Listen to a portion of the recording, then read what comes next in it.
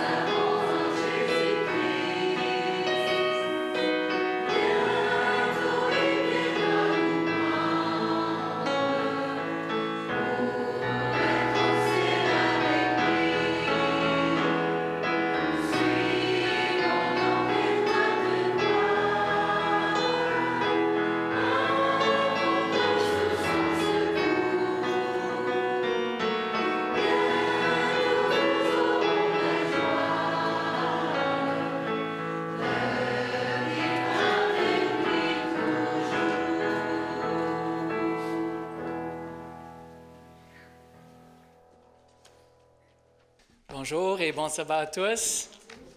C'est un plaisir d'être ici avec vous aujourd'hui. Tout est possible à celui qui croit. C'est facile. Je peux m'asseoir maintenant.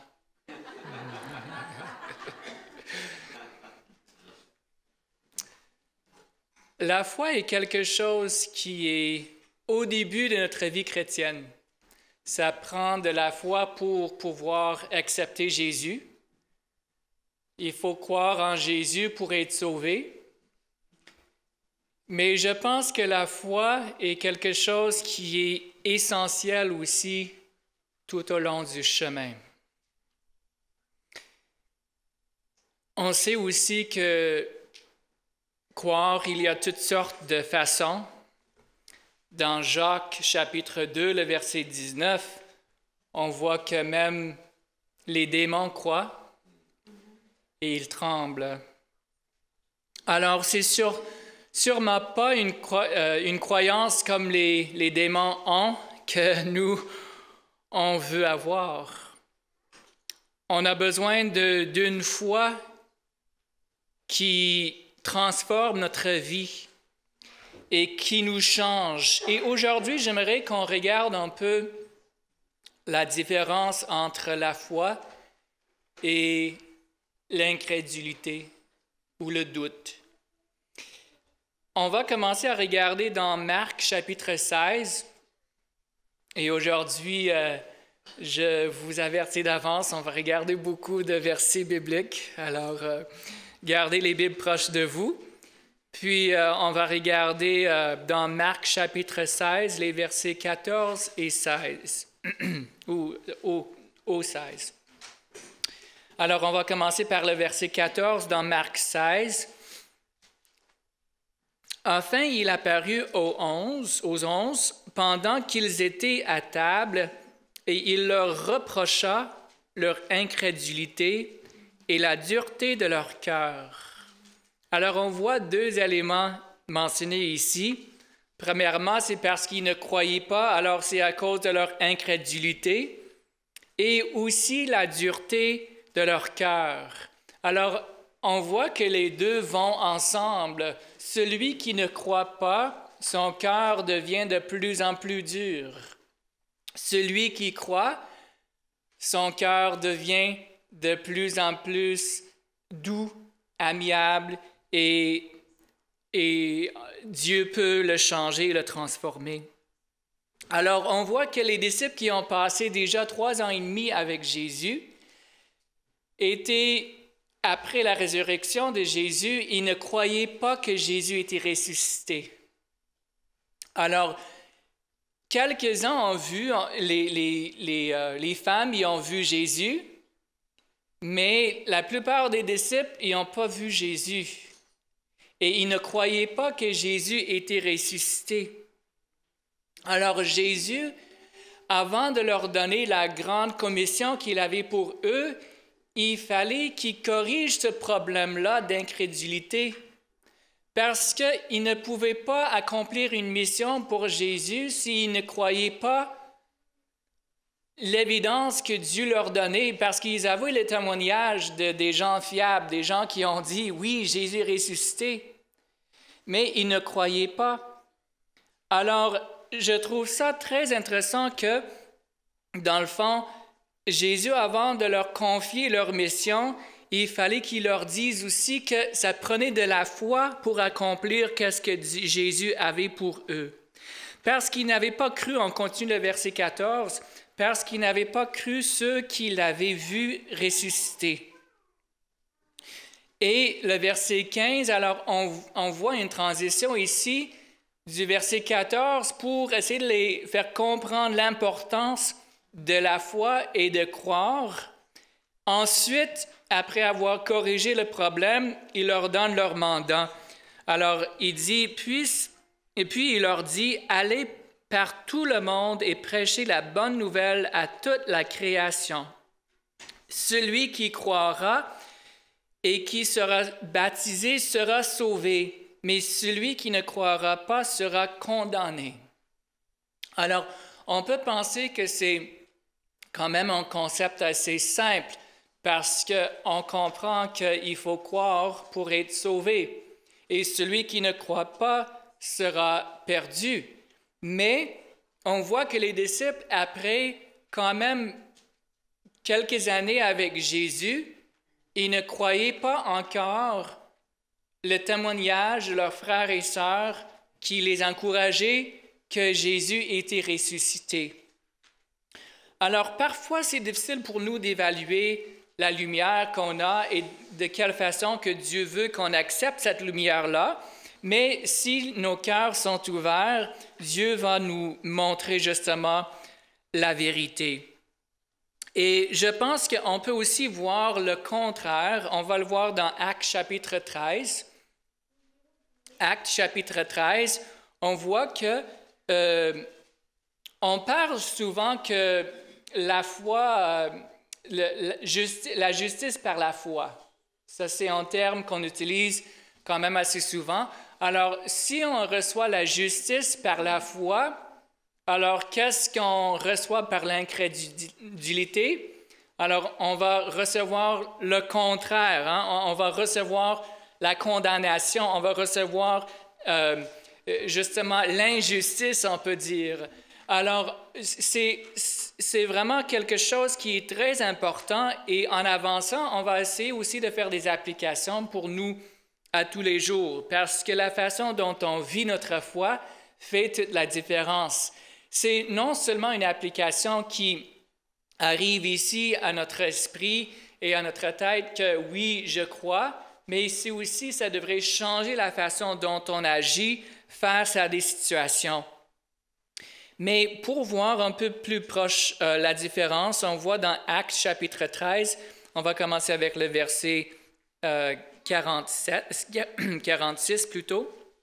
Actes 13, 46. Paul et Barnabas leur dirent avec assurance, « C'est à vous premièrement que la parole de Dieu devait être annoncée, mais puisque vous la repoussez et que vous vous jugez vous-même indigne de la vie éternelle, voici nous nous tournons vers les païens. » Alors, on voit ici, en contraste, c'est que ceux qui acceptent la parole de Dieu, alors on voit un autre élément qui est ici. Alors, accepter Dieu par la foi ou Jésus par la foi, qu'est-ce que ça implique? Ça implique d'accepter la parole de Dieu, parce que c'est par la parole de Dieu que nous sommes nourris. C'est par la parole de Dieu que nous pouvons grandir dans notre vie chrétienne et dans notre foi. Alors, mais ceux qui repoussent la parole de Dieu, c'est ceux qui sont indignes de la vie éternelle, et on va tourner vers ceux qui vont accepter la parole de Dieu. Alors, je pense que c'est quand même assez simple à comprendre de savoir qu'il faut accepter la parole de Dieu et il faut croire en Jésus. Mais c'est parce que ça va beaucoup plus loin que ça, parce que la façon dont on va vivre va radicalement changer. Et on voit que, dans le fond, il peut y avoir des moments de découragement dans la vie. Moi, quand j'étais jeune, j'étais colporteur pendant, je ne sais pas si c'était une année ou 2 ans, mais quand j'étais à l'école, c'est ça que je faisais. Puis, on est vraiment sur le champ de bataille quand on fait du colportage, parce qu'on ressent justement les attaques de l'ennemi, mais on ressent aussi la puissance de Dieu. Et ça a vraiment été une expérience qui m'a aidé à grandir beaucoup dans ma vie chrétienne. J'étais ado, puis ça m'a vraiment aidé beaucoup. Et en passant, on était vraiment heureux de savoir que ce n'était pas le plan au début. Samuel, Samuel, je ne sais pas si tout le monde est au courant, mais Samuel est allé à la même école que moi, je suis allé pendant 4 ans. Alors, j'ai vraiment aimé l'expérience de visiter l'école quand je suis retourné pour Samuel. Puis, justement, ils font encore du porte-à-porte. Puis, Samuel n'avait pas été choisi pour le faire au début, mais ils l'ont changé après quelques semaines. Ils l'ont mis là. Samuel était content, puis moi j'étais content parce que c'est quelque chose que j'ai fait, alors c'est ça, on peut comprendre un peu qu'est-ce que c'est. Mais c'est vraiment une situation où on peut vraiment ressentir que Satan est en train de travailler, mais Dieu aussi, il est là. Alors, je pense que parfois on peut peut-être avoir des moments de découragement. Ça, il y en a qui l'ont fait longtemps, et il y a Jean-Guy et Léomar qui sont ici, qui l'ont fait longtemps. Alors, on peut avoir parfois des moments de découragement où on va peut-être même aller chercher de l'aide de quelqu'un, peut-être les leaders. C'est sûr que quand les étudiants qui le font, il y a toujours un leader qui va organiser le travail, qui va les diviser et tout ça. Alors, ça peut arriver que ça va pas très bien, on n'est pas en train de vendre beaucoup, puis on peut arriver, puis on peut dire « Ah, ça va mal, il n'y a personne à la maison aujourd'hui, puis je ne réussis pas à vendre. » On le dit à notre leader parce que justement, on veut de la sympathie peut-être, et j'espère que si c'est un bon leader, il va quand même encourager celui qui est là pour persévérer. Mais c'est qu'il y a aussi un danger de se tourner vers les autres. Parce que se tourner vers les autres, dans le fond, on a 2 choix. On peut soit choisir la sympathie de l'homme, ou on peut choisir la puissance de Dieu. Ça ne veut pas dire qu'on ne peut pas avoir les deux, mais si on s'appuie sur la sympathie de l'homme, Alors, on limite directement la puissance de Dieu parce que c'est une question de foi. C'est une question de dire, est-ce que Dieu, il peut me diriger là où il veut que je sois pour que je sois une bénédiction pour les gens qui sont là? Ou est-ce que j'aime mieux trouver des excuses pour croire que ça va pas bien et de juste me consoler en disant que ça va mal? Et je pense que souvent dans la vie, on a ces choix-là. On a le choix de dire « ça va mal », puis on peut peut-être aller chercher de l'aide, les gens vont peut-être nous écouter, vont peut-être nous encourager. Mais si on ne tourne pas le regard de la personne vers Dieu, en fait, on n'est même pas en train d'aider la personne, on est en train de limiter la personne dans son malheur ou dans cette situation difficile. Alors, je pense que c'est vraiment là que la foi s'applique. Puis, on voit que, dans le fond, il y a toutes sortes de façons qu'on peut vivre ces expériences-là. Si on regarde dans 2 Corinthiens, chapitre 4 et le verset 8, on va voir la façon dont Paul exprime ces situations-là difficiles. Une situation où tu es découragé et que tu ne sais pas c'est quoi la solution. Alors, j'aime beaucoup la façon dont Paul l'a mentionné dans 2 Corinthiens, chapitre 4 et le verset 8. Il dit, « Nous sommes pressés de toute manière, mais non réduits à l'extrémité. » J'aime beaucoup la façon dont il parle, on va continuer, mais il parle premièrement de la situation qui est grave, qui est difficile, qui est une épreuve, mais ensuite il dit, « mais non réduits à l'extrémité. » Alors, il est toujours en train de voir la lumière au bout du tunnel, dans la détresse, mais non dans le désespoir. Persécuté, mais non abandonné. Abattu, mais non perdu. Alors, on voit ici que, oui, on devrait encourager les gens quand ils viennent nous voir et quand ils ont besoin d'encouragement, mais il faut les tourner vers Dieu qui est la source de puissance. Parce que la seule façon dont on peut être rempli de cette lumière-là et de recevoir cette puissance-là, c'est en se tournant vers Dieu. Alors, on a une responsabilité chacun envers nos frères et nos sœurs de les aider à se tourner vers Dieu. Et aussi, je pense que l'autre élément qui est important, c'est que quand on a la tendance de voir les choses de façon négative, il y a toujours du positif aussi. Alors, c'est ça que Paul est en train de dire. Il aurait pu juste finir en disant que nous sommes pressés de toute manière dans la détresse, persécutés, abattus. Et s'il avait tout simplement dit ces mots-là, on n'aurait pas compris le même message. Alors, il y a toujours deux côtés et je pense que Dieu, par la foi, il veut qu'on puisse pas perdre l'espoir, mais placer notre confiance en lui. On sait que, selon notre foi aussi, que Dieu peut faire beaucoup de choses. Et dans Matthieu, chapitre 9, on l'a lu tantôt, mais on va regarder de nouveau dans Matthieu, chapitre 9 et le verset 27. Alors, c'est l'histoire des aveugles qui sont venus vers Jésus et qui voulaient justement qu'il les guérisse.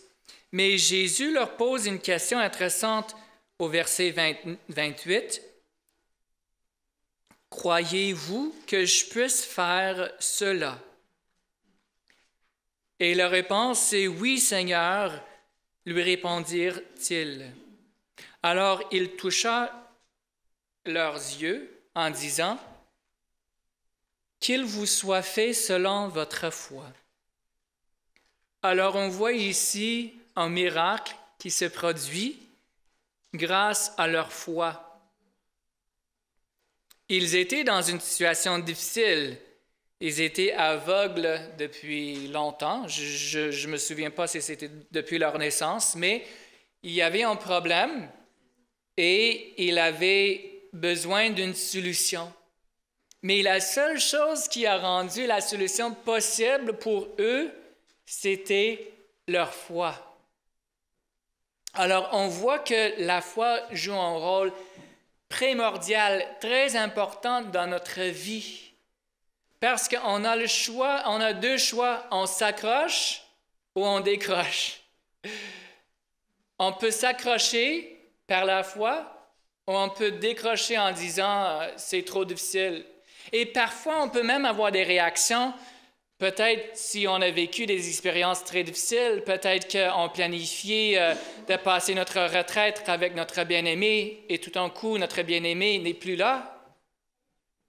C'est des coups durs dans la vie, c'est des choses qui sont vraiment difficiles. Parfois, ça nous fait révolter parce qu'on dit c'est injuste. Alors, je ne parle pas de quand les choses vont bien puis tout va... Il n'y a pas vraiment de gros problèmes dans la vie. C'est facile, entre guillemets, d'avoir de la foi. Mais des gros coups, on a décidé d'aller en mission, puis tout d'un coup, on a perdu un enfant à cause de la maladie.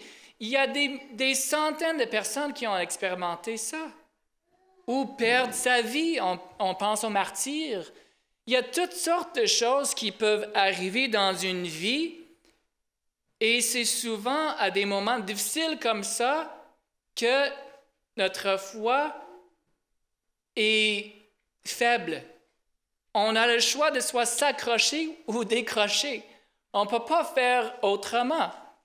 Alors Dieu, il est là pour fortifier notre foi, il est là pour nous aider et il est là pour nous aider à comprendre que c'est en basant notre vie sur la parole de Dieu que ça va faire une différence. C'est de dire oui, j'ai un problème, mais il y a plein d'espoir. Oui, j'ai une difficulté, mais Dieu va passer avec moi à travers cette difficulté-là.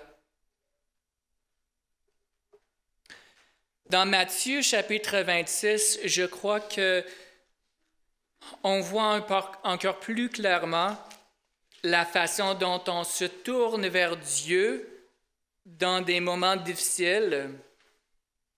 Matthieu chapitre 26, le verset 36. Ici, on a l'exemple par excellence, c'est Jésus.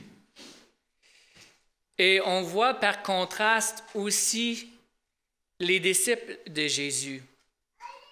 Alors, dans Matthieu chapitre 26, on va commencer par le verset 36. Là-dessus, Jésus alla avec eux dans un lieu appelé Gethsémani. Et il dit aux disciples, « Asseyez-vous ici pendant que je m'éloignerai pour prier. » Alors déjà en partant, on voit que Jésus, il est allé là pour prier. Il est allé là pour passer du temps avec son Père parce qu'il était dans une grande difficulté, dans une grosse épreuve. Il prit avec lui Pierre et les deux fils de Zébédée, et il commença à éprouver de la tristesse et des angoisses. Alors, on voit déjà qu'il commence là d'être vraiment triste et angoissé, et il demande à ses disciples, il leur dit alors, « Mon âme est triste jusqu'à la mort. Restez ici et veillez avec moi. » Alors, veillez avec moi, ça veut dire, moi je vais aller prier, je vous demanderai de prier aussi, parce que j'ai besoin de vos prières. Alors Jésus, il va plus loin au verset 39, puis, ayant fait quelques pas en avant, il se jeta sur sa face et pria ainsi, « Mon Père, s'il est possible que cette coupe s'éloigne de moi. » On va s'arrêter là parce qu'en fait, ça c'est la même chose qui arrive quand nous, on est dans une situation, on prie Dieu puis on dit « Enlève-moi de cette situation-là, c'est trop difficile, je ne veux pas le vivre. » je viens de perdre ma femme, c'est trop difficile, je viens de perdre ma mère, peu importe, il vient de m'annoncer que j'ai le cancer. Puis, on prie Dieu, puis on dit, pourquoi que ça m'arrive? Et on dit, j'aimerais ça. Peut-être qu'ils se sont trompés, c'est peut-être pas le cancer, peut-être que c'est autre chose.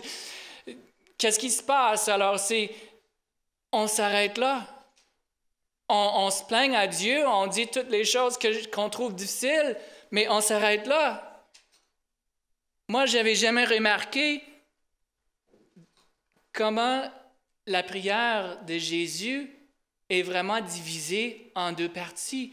Alors, la foi, si on n'a pas la foi, on s'arrête au moment où on dit « Dieu, pourquoi que ça m'arrive? » Ou on est en train de même vider le cœur à Dieu. Ça, c'est correct. Dieu veut qu'on soit en mesure de lui dire tout ce qui se passe. Mais c'est parce que si on s'arrête là, la foi n'embarque pas. La foi n'est pas en train d'embarquer si on va s'arrêter au moment où on dit tout ce qui ne marche pas. Alors, on voit ici dans l'exemple parfait de Jésus que Jésus, il dit par la suite, on va recommencer la prière, « Mon Père, s'il est possible que cette coupe s'éloigne de moi, toutefois, non pas ce que je veux, mais ce que tu veux. » Alors, c'est la foi qui embarque. C'est comme Paul qui a dit que, oui, on est en détresse, mais on n'a pas perdu l'espoir. C'est comme on dit, oui, c'est difficile, mais Dieu il a déjà une solution préparée d'avance. Alors, on voit la foi de Jésus et on voit qu'il accepte la volonté de son Père parce qu'il sait que c'est pour le bien de tous. C'est peut-être pas pour son bien dans le cas de Jésus. On comprend bien que quand Jésus nous laisse arriver quelque chose, c'est pour notre bien, même si parfois c'est difficile à croire. Dans le cas de Jésus, ce qui est arrivé à Jésus était pour mon bien. Jésus, il n'avait même pas besoin de vivre ça pour lui, il était parfait. Il n'y avait pas de raison pour lui de souffrir ça, sinon pour moi, personnellement. Mais il a été notre exemple pour qu'on puisse comprendre que Dieu veut qu'on exerce la foi et qu'on n'arrête pas à dire « c'est poche », mais qu'on dit « Seigneur, aide-moi et révèle à moi ta volonté. »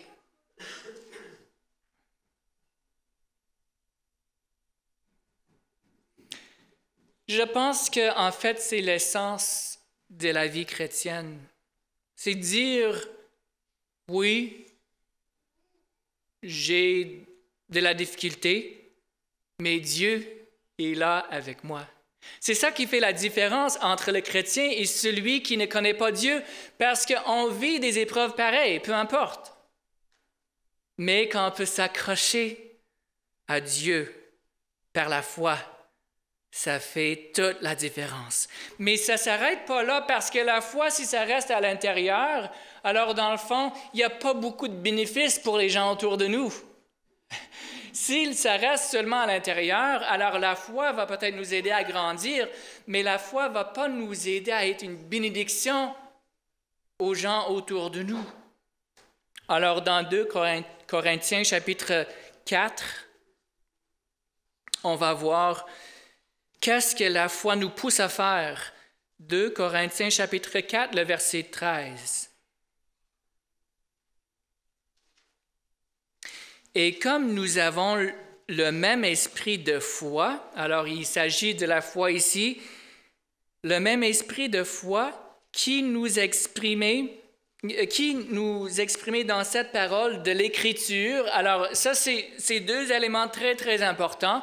Premièrement, c'est qu'on voit ici qu'on a le même esprit de foi. Alors il s'agit de foi ici et que la foi est exprimée à travers les Écritures autrement dit, à travers la parole de Dieu, c'est là que la foi vient. La foi vient de qu'est-ce qui est écrit dans la parole de Dieu. Alors ensuite, ça dit, j'ai cru, c'est pourquoi j'ai parlé. Alors un élément très important, j'ai cru, alors je parle. Je parle de ma foi parce que j'ai cru. J'ai de la foi, alors je parle de cette foi. Et en continuant, nous aussi, nous croyons, et c'est pour cela que nous parlons. Alors, on voit un lien direct entre la foi que nous avons dans le cœur et la façon dont on va exprimer cette foi. Et en fait, c'est là qu'il vient parfois le vrai test. On peut penser à Abraham. Abraham a été testé, sa foi a été testée plus qu'une fois. Sa foi a été testée pour croire que Dieu était assez puissant pour lui donner un fils. Et après ça, sa foi a été testée pour voir s'il allait garder son fils pour lui ou s'il était prêt à sacrifier son fils. Je pense que c'est un test de foi quand même frappant, un test qu'on ne sera probablement jamais appelé à avoir, mais ça nous démontre quand même des leçons importantes. Alors, dans Romains chapitre 4 et le verset 2, on parle de ce test qu'Abraham a vécu. Si Abraham a été justifié par les œuvres, le sujet de se glorifier, il a sujet de se glorifier, mais non devant Dieu. Car, que dit l'Écriture? Abraham crut à Dieu et cela lui fut imputé à justice. Or, à celui qui fait une œuvre, le salaire est imputé non comme une grâce, mais comme une chose due. Alors, j'aimerais donner deux exemples. Le premier exemple que j'aimerais donner, c'est Abraham lui-même. Alors, Abraham, s'il avait reçu la promesse qu'il allait recevoir un fils, qu'il allait avoir un fils, puis il garde ça pour lui, puis il ne partage pas à personne la promesse qu'il a reçue de Dieu, il ne prend pas beaucoup de risques. Il peut le croire dans son cœur, mais le risque arrive quand tu le dis aux autres. Alors, ça fait notre foi grandir parce que si on croit qu'est-ce que Dieu nous dit, on prend un risque quand on va aller dire à quelqu'un d'autre, Dieu m'a promis telle chose ou Dieu nous a promis telle chose, alors je vais réclamer cette promesse-là. Si Dieu ne le fait pas, qu'est-ce qui arrive? Si Abraham n'avait pas reçu le fils, alors il est dans une situation difficile parce que lui a dit que Dieu m'a promis telle chose puis il l'a pas reçu. Alors la foi, ça demande plus de foi au moment qu'on va dire aux autres qu'est-ce que Dieu va faire pour nous selon ses promesses. On ne parle pas seulement d'un témoignage de qu'est-ce que Dieu a déjà fait pour nous. Est-ce que ça prend de la foi? Non, ça ne prend pas de la foi pour quelque chose que Dieu a déjà fait pour nous. Ça nous encourage. Mais quand Dieu nous a donné une promesse et on réclame cette promesse-là, alors quand on dit à quelqu'un d'autre, ça demande encore plus de foi parce qu'on est en danger. On peut penser en danger, mais on n'est pas en danger si on réclame de façon appropriée les promesses de Dieu. Parce que Dieu est fidèle. Il va toujours accomplir ses promesses.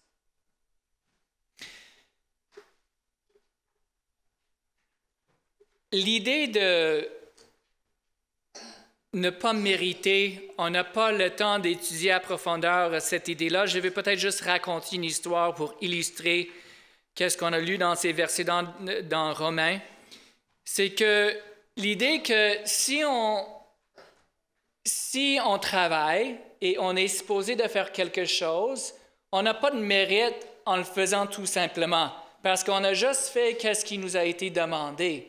C'est bien sûr, c'est important d'être fidèle, mais ça ne nous mérite pas rien d'extra ou de surplus. On peut juste penser qu'on va aller chez Subway. Je ne sais pas si vous aimez manger là ou ailleurs, vous pouvez penser à une autre place si vous aimez mieux ailleurs. Mais alors, on va aller manger chez Subway, puis on va commander exactement qu'est-ce qu'on a le goût de manger, puis on arrive pour payer à la caisse, puis on paie à la caisse pour notre sous-marin, puis juste à ce moment-là, quand on a fini de payer, celui qui travaille là dit « Wow, j'ai jamais eu un sous-marin comme ça a l'air vraiment bon. Je pense que je vais le manger, puis après que je le mange, je vais vous en faire un autre. » Alors, c'est sûr qu'on serait insulté parce que l'employé mérite pas de manger le sous-marin que je viens de payer parce que en faisant son travail de me faire un sous-marin, dans le fond, lui ou elle, c'est la personne va tout simplement faire ce qu'elle est engagée de faire. Alors, et je peux même dire que c'est moi, au moment que je suis chanceux cette journée-là, puis elle décide de me le donner, alors en le recevant, je suis peut-être content parce que j'ai faim et j'ai envie de manger, mais je n'ai pas de la gratitude envers la personne qui m'a donné le sous-marin. Parce qu'encore une fois, la personne est en train de faire ce qu'elle était engagée de faire. Alors, on n'a pas le temps d'étudier au complet ce sujet-là parce que le temps avance. Mais ce que je veux dire, c'est que dans le fond, il y a un seul qui mérite, qui a du mérite ou qui est digne dans la vie, et ça, c'est Jésus. Jésus est digne parce qu'il nous a créés. Alors, Jésus est le Créateur et Jésus nous a rachetés aussi. Alors, c'est Jésus qui est digne d'adoration et de louange, et c'est lui qui mérite tout. Mais moi, même si je fais tout correct pendant toute ma vie, je ne mérite pas plus que le salaire que je gagne. Je ne mérite pas le salut parce que je n'ai pas payé pour le salut. Tout ce que j'ai fait, j'ai mené une bonne vie, puis ça finit là. Tandis que Dieu, c'est lui qui peut me donner le cadeau de la vie éternelle.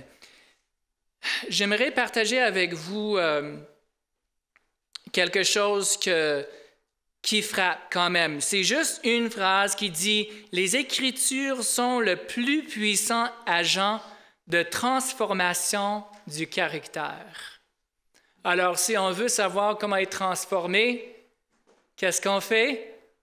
On étudie les Écritures. Parce que c'est les Écritures, la parole de Dieu, qui est le plus puissant agent de transformation de caractère. On va penser aux Israélites en terminant.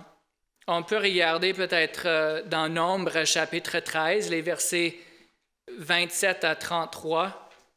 On ne va pas lire tout. Et même, vous pouvez peut-être regarder là, on ne va peut-être pas prendre le temps de lire, mais on connaît l'histoire, c'est les espions qui sont allés voir le pays de Canaan. Ils sont revenus, puis il y avait 10 qui disaient qu'il y avait des géants et que ce n'était pas possible pour eux de conquérir le pays. Et on voit ici aussi qu'il y avait Caleb et Josué qui sont arrivés, et au verset 30, Caleb fit taire le peuple qui murmurait contre Moïse. Il dit, « Montons, emparons-nous du pays, nous y serons vainqueurs. » Pourquoi que Caleb a dit qu'il serait vainqueur?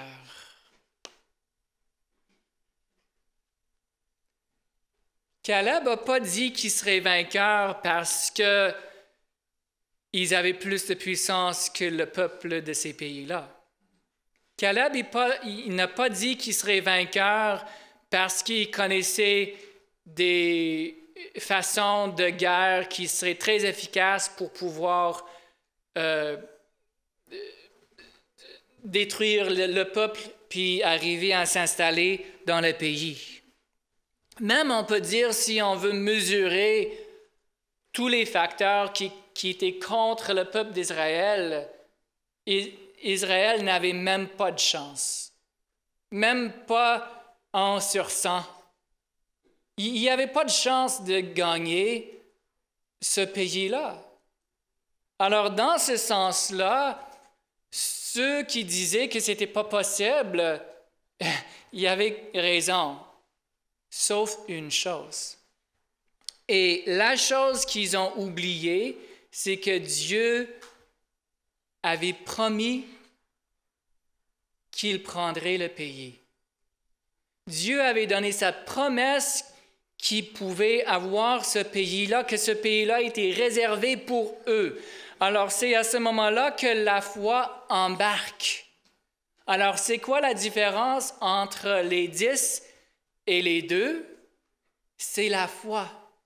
Mais une foi quand même radicale, parce que c'est une foi qui va même dire, même si ça fait pas de sens, même si c'est impossible, Dieu me l'a promis, alors je m'accroche à cette promesse-là et je suis sûr que Dieu va me donner la victoire.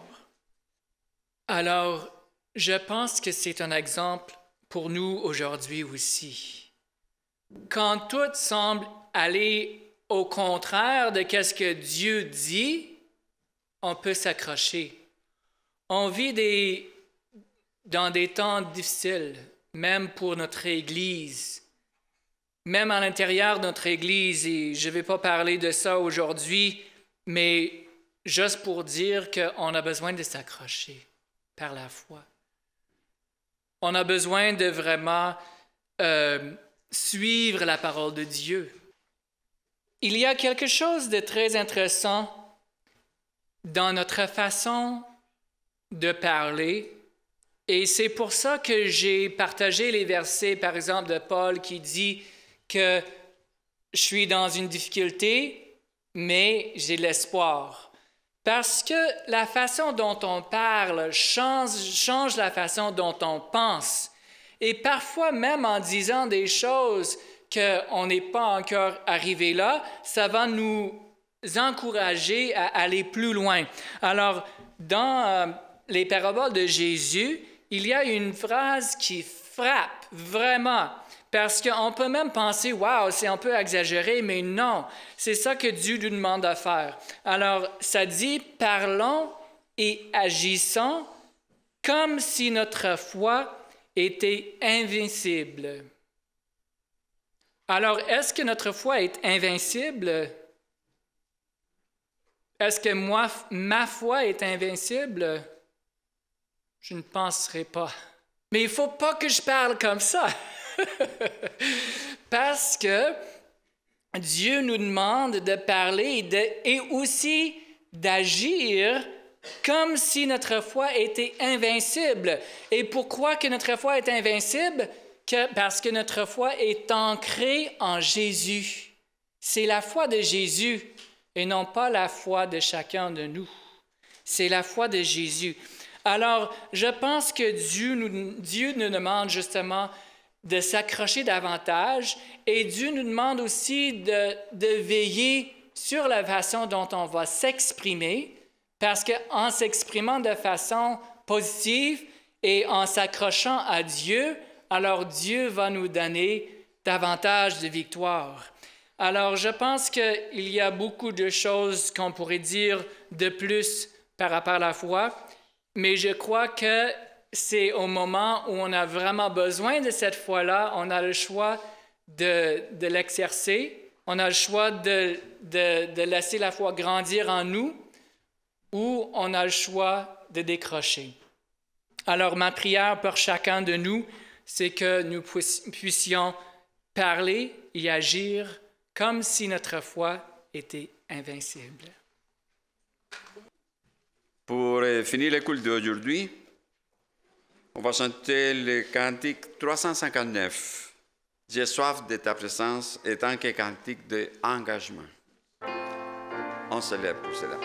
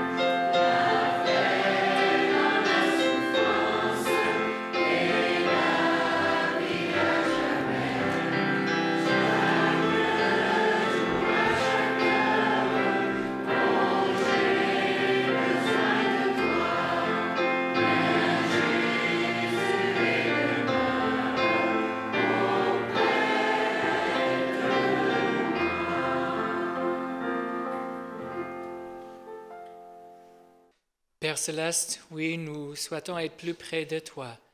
Merci pour le sacrifice que tu as fait pour nous.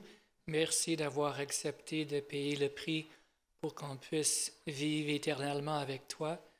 On te demande de faire grandir notre foi pour qu'on puisse rester fidèle et on te demande aussi de nous bénir tout au long de la semaine pour qu'on puisse être des lumières pour les gens qu'on va rencontrer et pour que les gens puissent voir une différence et une foi réelle en nous, par ta grâce et tes mérites. Au nom de Jésus. Amen.